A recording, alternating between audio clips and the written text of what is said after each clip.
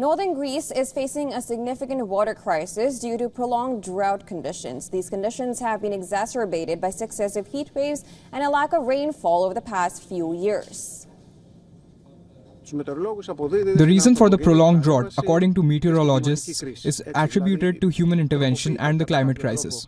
In other words, the atmosphere is being altered in some way due to human activity. While such phenomena have occurred in the past, they are now appearing with greater intensity and duration. This drought has been ongoing for about 3 years now. Lake Pikrolimi in northern Greece was a popular destination for mud baths, but this summer it's a shallow basin of cracked earth. 6 weeks before the harvest, there's no water left in the ground for olive grove in northern Greece. And so the farmers are adapting and finding new solutions. Now, joined by his teenage son, the farmer uses a truck to bring water from nearby areas. Using a small generator, the farmer connects the vehicle to irrigation tubes to save what's left of his thirsty crop. These olives will be used for oil if it doesn't rain in the next 10 days. We're simply keeping it alive with tank water as there is no natural water supply. All the wells have dried up and the water level is at 300 meters. Water is too expensive, so we rely on wells from friends who have a little water to spare. They lend us some.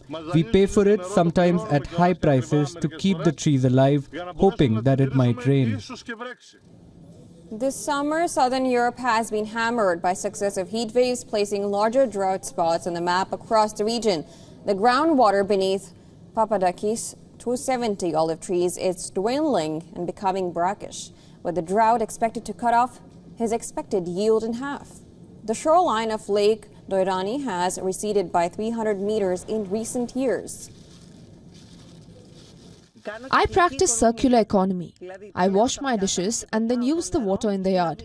I take showers in a basin and pour the water in the yard, because otherwise everything would dry out.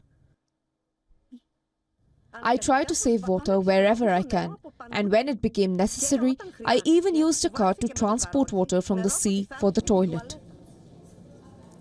Local officials are pleading for public works to restore the river's water supply. According to the European Union's Emergency Management Service, acute drought conditions currently exist around the Black Sea, stretching westward into northern Greece.